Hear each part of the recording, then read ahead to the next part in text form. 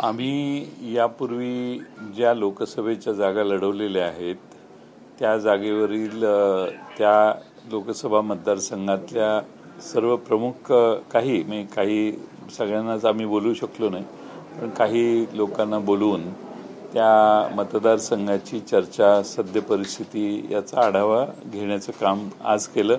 उद्याही उरलेले मतदारसंघ आम्ही बोलवणार आहेत, पण आम्ही जिथं लढतोय तिथल्याच लोकांना आता लढलेलो आहोत. मागच्या वेळी लोकसभेला 2019ला जिथं आम्ही लढवली सीट त्या सर्व कार्यकर्त्यांना विश्वासात घ्यायची छोटीशी प्रक्रिया आहे.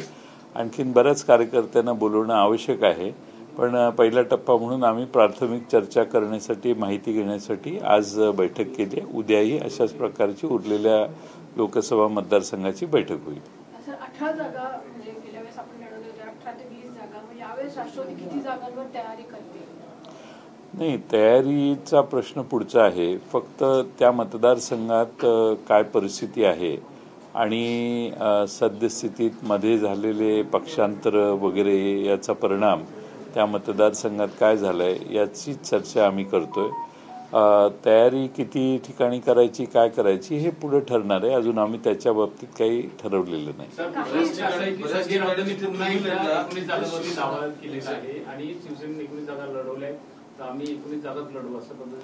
बरोबर आहे त्यांचं. त्यांनी मागच्या वेळी ज्या लोकसभेच्या जागा लढवल्या त्याची संख्या ते सांगतायत आणि त्या बाबतीत आमची, शिवसेनेची आणि काँग्रेसची अद्याप चर्चा झालेली नाही. सर, दुसरा एक महत्त्वाचा मुद्दा आहे की शिंदे आणि भाजप एकत्र आले तरी सुद्धा भाजपने अशा मतदारसंघांवरती सुद्धा निरीक्षक नोंद दिलेले आहेत ज्या ठिकाणी शिंदे शिवसेनेचे सुद्धा उमेदवार असण्याची शक्यता आहे. तर तुम्हाला वाटतं की जागा वाटपावरून भाजप शिंदे शिवसेनेच्या संदर्भामध्ये अन्याय करते?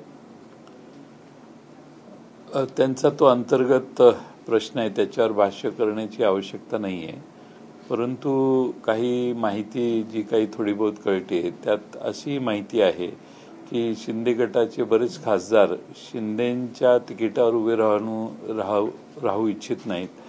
बऱ्याच लोकांना त्यातल्या भाजपच्या तिकिटावर उभं राहण्याची इच्छा आहे आणि त्यामुळे शिंदे गटाची पंचायत झाली आहे. आणि तसं झालं तर महाराष्ट्रातला शिंदेंच्या बरोबर जे गेलेला शिवसैनिक आहे तो पुन्हा मोठ्या संख्येने उद्धव ठाकरेंच्याकडे जाण्याची शक्यता आहे. आता मागच्या तुम्ही ज्या ज्या ठिकाणी जागा लढला होता तिथे बऱ्याच ठिकाणी शिवसेनेचं तुम्हाला थेट आव्हान होतं. आता शिवसेना उद्धव ठाकरेंची तुमच्या सोबत आहे, कशा पद्धतीने परिस्थिती टॅकल करायचा प्लॅन तयार झालेला नाही, कारण चर्चाच अजून सुरू केलेली नाही. आम्ही चर्चा करू, त्यावेळी बरेचसे प्रश्न आम्ही सोडवू शकू. मला काही त्यात अडचण वाटत नाही. आम्ही कुणालाही तुम्ही निवडणूक लढायला तयार आहेत का असं विचारलं नाही. कुणाला काही नावं सुचवायची असतील तर सुचवा असं सांगितलंय. आणि कोणाला इच्छुक आहेत असा पक्ष कधी विचारत नाही. ज्यांना इच्छा असेल ते पक्षाकडे येऊन इच्छा व्यक्त करतील, त्यावेळी आम्ही त्याचा निर्णय करू. आज कोणाची नावं आम्ही घेतलेली नाही. सर, आपण एक पॅटर्न बघितला होता की गेल्या वेळेस अनेक वर्ष खासदार मंत्री राहिले आहेत, आमदार आहेत, अनुभवी, त्यांना आपण लोकसभेमध्ये उतरवलं होतं मैदानात. यावेळेस असा काही राष्ट्रवादी विचार करते का की ज्यांचा अनुभव आहे, ज्यांनी राज्यात अनेक वर्ष काम केले, त्यांनी आता पुन्हा एकदा लोकसभेसाठी जावं? नाही, प्रत्येक मतदारसंघात वेगळी परिस्थिती आहे. परिस्थितीला गरज लागली आणि आवश्यकता वाटली तर तेही करावं लागेल. पण ते त्यावेळी अजून आम्ही उमेदवारांच्या नावापर्यंत आलेलोच नाही आहे. त्यामुळं सध्याची राजकीय परिस्थिती, मधल्या झालेल्या घटनांमुळे जे सत्तांतर झालं त्यानंतरची परिस्थिती याचा आढावा घेण्यासाठी आमच्या या बैठका चालू आहेत. सर, फडणवीस आज राज ठाकरेंना भेटायला गेले होते. गेल्या काही दिवसांपासून राज ठाकरेंचा सूर जो आहे तो विरोधी पक्षांबरोबरचा दिसतोय. त्यामुळे अशा पद्धतीने भेट होते का, कारण की वेगवेगळ्या भूमिका राज ठाकरे घेताना?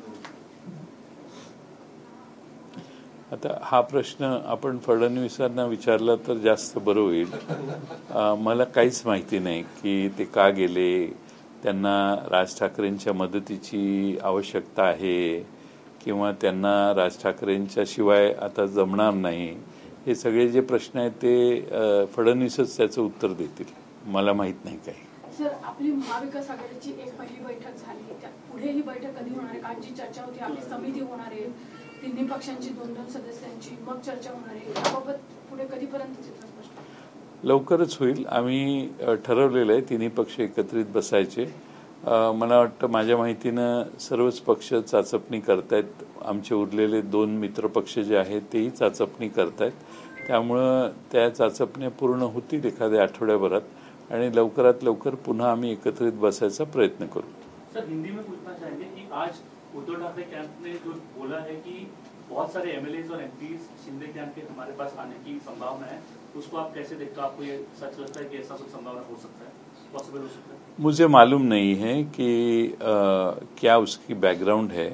अगर वो बोल रहे होंगे तो सच भी होगा.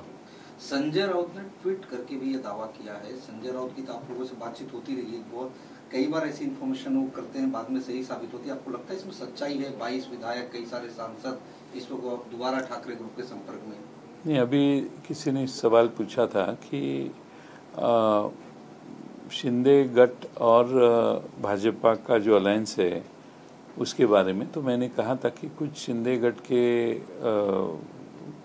जो एमपी रह चुके हैं वो कुछ लोग बीजेपी के सिंबल पे इलेक्शन लड़ना चाहते हैं. तो ऐसी चीज़ हुई तो बहुत सारे एमएलएज डिस्टर्ब होके शायद वापस जा सकते हैं, कह नहीं सकते. ऐसी स्थिति तो वो जो आप कह रहे हैं वो शायद सच भी हो सकता है. सर, क्या ऐसी स्थिति बीजेपी के सिंबल पर जो जाने वाली बात आप कह रहे हैं पिछले 2-3 दिनों से खबरों में चल रही है, क्योंकि मामला भी सुप्रीम कोर्ट में है, इलेक्शन कमीशन ने चुनाव चिन्ह उन्हें दिया है, लेकिन अगर सुप्रीम कोर्ट में मामला आगे बढ़ा और चुनाव चिन्ह फ्रीज हुआ धनुष्मान, तब ऐसी स्थिति निर्माण होगी ना? तभी तो बहुत हो जाएगी. लेकिन अभी इफ एंड बट पे आज बोलने की आवश्यकता नहीं है. लेकिन अब धनुष्यबाण अगर फ्रीज किया गया सिंबल, शायद वो हो भी सकता है, क्योंकि सुप्रीम कोर्ट के जो निर्णय का असर देखा जाए तो शायद ये भी हो सकता है. या शायद शिवसेना उद्धव ठाकरे गट जो है वो उनको उद्धव ठाकरे गट कहलाने की जरूरत भी नहीं पड़ेगी. वो शिवसेना पार्टी के नाम से ही शायद लड़ेंगे, ऐसा मुझे लगता है. क्योंकि अगर आप सुप्रीम कोर्ट के निर्णय का कोई निष्कर्ष निकाले तो इलेक्शन कमीशन ऑफ इंडिया को कौन से चौकट में निर्णय लेने की आवश्यकता है उसके बारे में भी चीफ जस्टिस और सुप्रीम कोर्ट ने कुछ कहा है. तो इसीलिए शायद अंत में जब हम चुनाव के लिए जाएंगे तो शायद शिवसेना पूरी ताकत से शिवसेना नाम से ही लड़ पाएगी, ऐसा लगता है. सर, आप लोगों की जो बैठक हुई एनसीपी की, उसमें पार्लियामेंट्री इलेक्शन को लेकर क्या चर्चा हुई? क्या जो इच्छुक उम्मीदवार हैं उनसे भी कुछ डिटेल्स मांगी गई है क्या? और खास तौर पर एनसीपी का जहां गढ़ रहा है वहां शिवसेना आपके सामने हमेशा लड़ती रही है, तो क्या इस मुद्दे पर भी चर्चा हुई क्या? क्योंकि सीटों के बंटवारे पर उस समय आप लोगों के लिए भी टफ टाइम होगा. नहीं, ऐसा है कि जहाँ तक नाम का सवाल है, हमने किसी को नाम नहीं मांगे. लेकिन पार्टी के पास अगर किसकी इच्छा व्यक्त की गई तो हम लोगों से पूछेंगे, कार्यकर्ताओं से, उनके बारे में, उनके उस नाम के बारे में चर्चा करेंगे और हम निर्णय लेंगे. पाटिल साहब, आपसे जानना चाहेंगे क्या महाविकास आघाड़ी में सामंजस्य की स्थिति नहीं है? क्योंकि कभी संजय राउत अलग बयान दे देते हैं, वो कहते हैं कि 19 सीटें 18 सीटों पे उद्धव कैंप जो है वो चुनाव लड़ी है, तो इस बार भी हम 19 सीटों पे लड़ेंगे. तो क्या ऐसे बयानात वो जानबूझ करके दे रहे हैं या वो बार्गेनिंग पावर मीडिया के थ्रू दिखा रहे हैं? ऐसा कुछ स्टंट आपको लगता है? ऐसे कोई स्टंट नहीं, कोई ऐसी बात नहीं है. शिवसेना के सिंबल के ऊपर पिछले 2019 के चुनाव में कितने एमपी चुन के आए थे? कितने आए थे? 18. हाँ, तो उसकी बात करें. जो उनके सिंबल पे जो कॉन्स्टिट्यूंसीज वो जीत चुके हैं, वो उनका आग्रह रहेगा ही, कोई भी किसी भी पार्टी का आग्रह रहेगा कि हमने ये इलेक्शन यहाँ पे लड़ा है, हमारे एमपीज है और वो सीट हमें लड़ने की इच्छा है, वो तो कोई भी पार्टी करेगी ना. तो इसीलिए हमारे तीनों पार्टी में कोई उसमें संघर्ष नहीं है, मतभेद नहीं है. हम साथ में बैठेंगे तब सीट का बंटवारा होगा, उसमें कोई दिक्कत आएगी ऐसा मुझे नहीं लगता. 2019 में परिस्थितियां विपरीत थी, आज परिस्थितियां विपरीत है. उनके पास जो पहले सांसद थे वो अब उनके पास नहीं है, वो शिंदे गुट के पास है। बावजूद इसके इस प्रकार का बयान, कहीं ना कहीं आपको नहीं लगता कि लैक ऑफ कम्युनिकेशन है within the Mahavikas Aghadi? नहीं, बहुत अच्छा कम्युनिकेशन है, कोई लैक ऑफ कम्युनिकेशन नहीं है। हम अभी इकट्ठा बैठे ही नहीं है, जब बैठेंगे तब लेन देन तो करनी पड़ती है। जो सीट का बंटवारा जब करते हैं तब कहीं हमारे लोग बहुत अच्छे चुन के आने की संभावना है, कहीं उनके है, कहीं कांग्रेस के भी है। कांग्रेस भी एक तीसरी बड़ी पार्टी हमारे राज्य में है। कोई हमारे साथी है, जो साथी हमारे साथ महाविकास आघाड़ी में आना चाहते, उनको भी विश्वास में लेके हम निर्णय करना चाहते हैं। एनसीपी कितने सीटों पर लड़ना चाहती है, इस पर चर्चा हुई? एनसीपी कितने सीटों पर लोकसभा में लड़ना चाहती है, क्या स्पेसिफिक इस पर चर्चा नहीं, कोई चर्चा नहीं हुई। लेकिन पिछले चुनाव में हम जहां जहां लड़े हैं वो सारी सीटों का अंदाज, यानी सीटों के वो वहां के नेता और कार्यकर्ताओं से हम बातचीत शुरू की है। नया सीलिंग बन रहा है बांद्रा से अंधेरी, उसका नाम सावरकर जी पे रखना चाहिए, हम रखेंगे, तो उसको एनसीपी कैसे देखती है, महाविकास आघाड़ी कैसे? नहीं, जब वो पूरा होगा तब उसके ऊपर बात करेंगे। जो अभी बात हुई नहीं है उसके ऊपर सीएम कुछ भी कहेंगे तो भी हम, जो बात पूरी होती है उसके बारे में हम बात करते हैं। जो बात अधूरी है या शुरू ही नहीं हुई उसके बारे में जल्दबाजी करना ठीक नहीं है। यांच्या विरोधात आक्रमक झाले आहेत। आज ते हरिद्वार येथे गेले आहेत, त्यांचे जे पदक आहेत ते गंगेत विसर्जित करणार आहेत, कसं बघता? देशाच्या इतिहासामध्ये, जगामध्ये आपल्या देशाच्या वतीने काहीतरी विशेष कामगिरी बजावली, सुवर्ण पदक मिळवली, वेगवेगळ्या खेळात पदक मिळवून आलेले खेळाडू यांना रस्त्यावर खाली पाडलं जातं, महिला खेळाडूंना खाली पाडलं जातं, त्यांच्या तोंडावर पोलीस बुटाने पाय ठेवतात। एवढा निगृण आणि अत्यंत लाजिरवाणा प्रकार भारतात यापूर्वी घडला नाही। भारतामध्ये ऑलिम्पिक असो, एशियाड असो, देशपातळीवरच्या स्पर्धा असोत, या ठिकाणी नॅशनल खेळला तरी आपण त्याला आदराने पाहतो। राज्य स्तरावर एखादा खेळाडू गेला तरी गावाला, तालुक्याला, जिल्ह्याला त्यांच्याबद्दल आपुलकी असते। हा तर नॅशनल खेळ, जागतिक दर्जाच्या खेळात प्रावीण्य मिळवलेल्या मुलींचा अपमान आहे। आता त्या मुली इतके दिवस बसलेल्या आहेत, उपोषण आहे, धरणं धरतायत, त्यांना त्या ठिकाणी त्यांना बसलेल्या जागेवरून हटवणे, त्यांना मोठ्या प्रमाणात तिथून पळवून लावणे, त्यांना 10-10, 15-15, 20-20, 25-25 स्त्री आणि पुरुष पोलिसांनी पकडणे, हा अत्यंत निषेधार्ह प्रकार आहे। असा प्रकार देशात कधी झाला नाही। देशातली सत्ता ज्यांच्या हातात आहे ती किती असंवेदनशील झाली आहेत त्याचे हे पुरावे देशातल्या खेळाडूंच्या समोर आहेत। देशातले सगळे कुस्तीगीर, देशातले सगळे खेळाडू, मग ते क्रिकेटमध्ये असो, फुटबॉलमध्ये असो, हॉकीमध्ये असो किंवा व्हॉलीबॉलमध्ये असो किंवा कुस्ती क्षेत्रात असो, या सगळ्या क्षेत्रातले खेळाडू आज देशातल्या सरकारची निषेध व्यक्त करतायत। जर अशा महिलांना अशी वागणूक दिली जात असेल तर मग देशातल्या इतर खेळाडूंच्या बाबतीत काय, असा प्रश्न देशातल्या जनतेच्याही मनात आहे। आणि राष्ट्रवादी काँग्रेस या झालेल्या परवाच्या प्रकाराबद्दल आम्ही निषेध व्यक्त करतो। सर, जो मंदिर ड्रेस कोड का मामला चल रहा है, पिछले कई दिनों से कई अलग अलग शहरों में मंदिरों के लिए ड्रेस कोड लागू किए गए हैं। आज भी अमरावती में मीटिंग हुई, मंदिर जो संगठन बनाया गया उसमें ये कहा गया कि 25 मंदिरों में ड्रेस कोड लागू किया जाएगा अमरावती। कैसे ड्रेस कोड?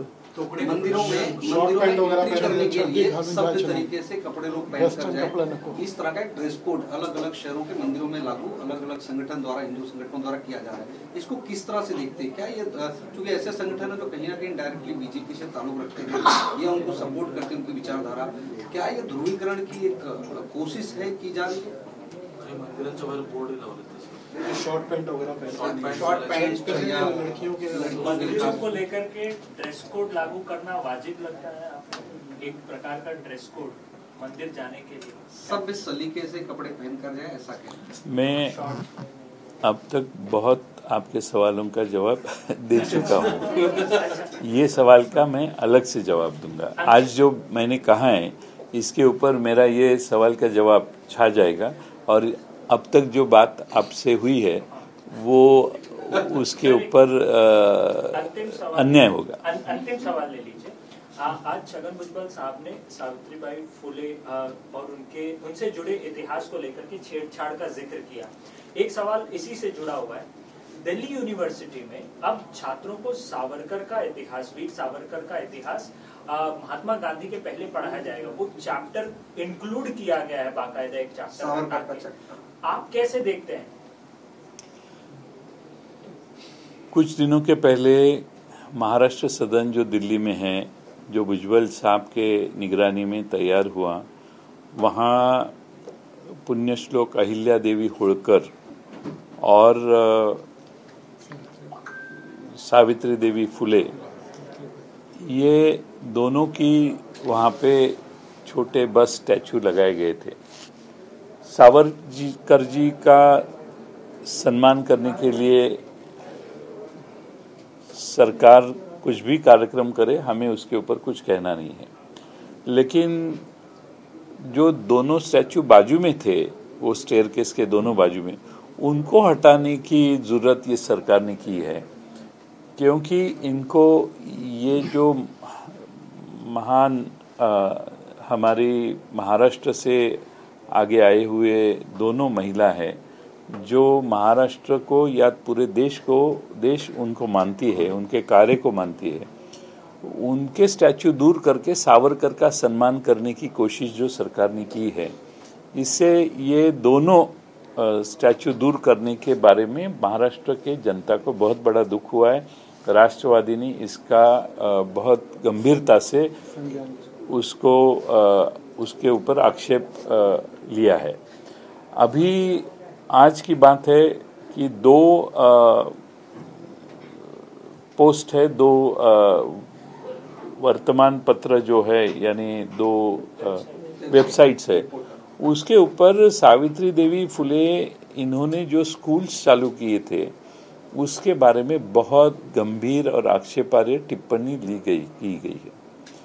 कल ही हम महाराष्ट्र के मुंबई के पुलिस कमिश्नर साहब को, मैं, अजीत पवार साहब,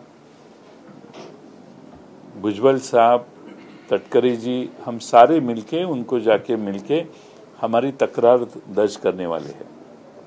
ये महाराष्ट्र में और देश में जानबूझ के कुछ लोग, महान जो हस्तियां है इस देश में, जो महान नेता है, उनके ऊपर खिलाफ जानबूझ के कुछ न कुछ लिखते हैं, जो पुराने समय हुआ नहीं, जो हुआ नहीं, इसके नए लोगों को अलग दिशा में लेके जाने की प्रयास कुछ लोग इस देश में कर रहे हैं, और उसके लिए बहुत गंभीर आक्षेप हमने लिया है।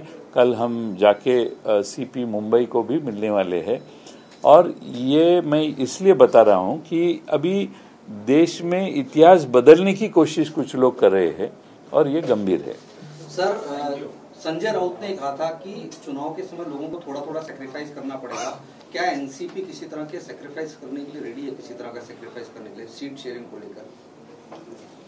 देखो, कोई भी अलायंस होता है तो सबको सैक्रिफाइस करना पड़ता है, और हमारी तीनों पार्टी इकट्ठा आके मिलजुल के इलेक्शन लड़ना चाहती है, तो इसीलिए सैक्रिफाइस तो सबको करना पड़ेगा।